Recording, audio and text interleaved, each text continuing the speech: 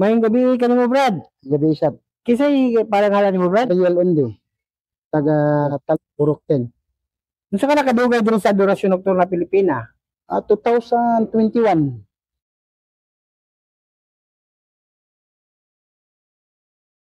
Kinsa nag-invite sa imo sa Adorasyon Nocturna Pilipina? Nga akong papa, usa man pod nag-alaga diri sa simbahan. Usa siya ka gift bearer, ako po napuli sa pagka-gift bearer.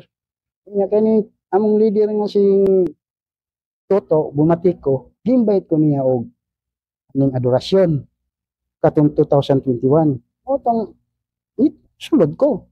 Mo to nga naaktibo ko, nahimo kong active nga kaming adorasyon. Kada Domingo, muserbisyo na ko sa simbahan. Sa dugay na akong kuan nga nip-invite ko kog tao, akong mga kaubanan. Mao na nakakuha kog tulo.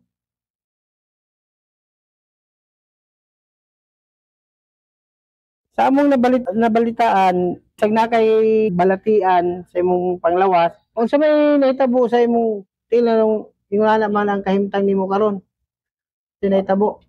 Kaning akong gikuan sa kontiil pagkaitabo, kay disable man jud ko, polio victim man ko. Gamay gito kong tiil, hasta niya akong kamot gamay.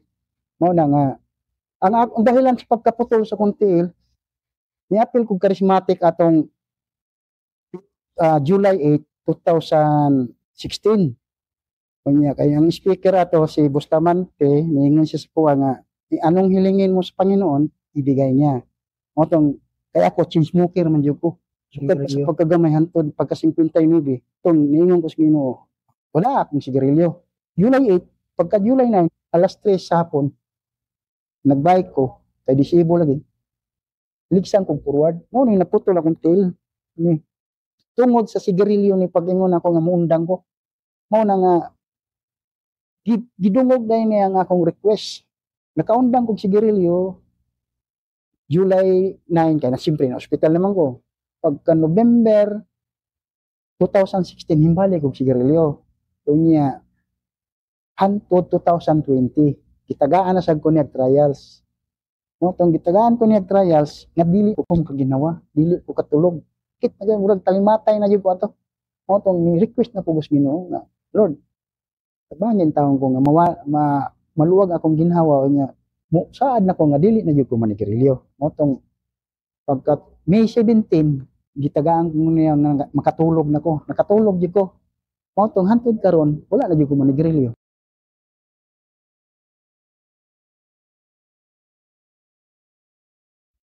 Kunya nganyo ko sa Ginoo nga tagay ko asawa nga butan. Dihatag yun, wala yun, nagpulang. Nga, nakaanak ko, niya, unong ko buhok, religious po po, religious po kayo. O niya, kanang mag-rosary, mag-divine mercy. Naanak ko kada buntag, kada adlaw na dyan na naman kong devotion. Mo ganin ang ingon ko nga.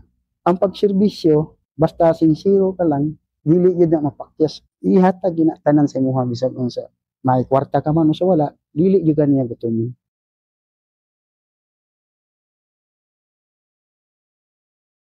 God is good kay ang tanan na kung gikonsiha iyan gidumog itagaan kog anak unom ko buok tang giplastada man gyud niya sa kuan nga dili pod mga bugoy ana dili pod mga kuan mo na nga ingon ko pasalamat ko sa Ginoo mas maayo jud ning moduol tag parte nga inani nga community sa mga simbahan kay dili ta masalaag ako kay na-tested ko naman siya mo nang nang-invite ko mga kauban pod nga para makasulod sila diri aron sila makasabot. Mo na akong ma-share na ko sa akong kaugalingon nga tested na nako siya.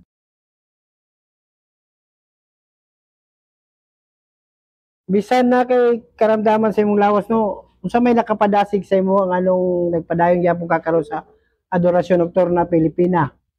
Jesus jud. Sige, init naman. Si Jesus jud ang tinuod nga gugma sa atong kasing-kasing. Basta naa siya, wala gyud tay problema. Gani nang ingon ko basta Domingo nang gani og adorasyon sa Sabado, second Saturday of the month, naa gyud ko bisag kapoy kayo ako ginang i-reserve para sa iyaha kay iyaha man gyud ang adlaw wala gyud makabiras po ana.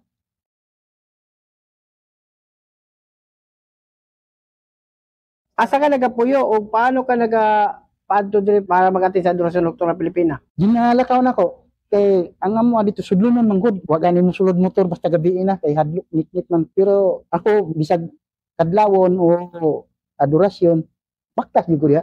Di ko madlok. Kay ngano naman siya. The Lord be adore. Forever.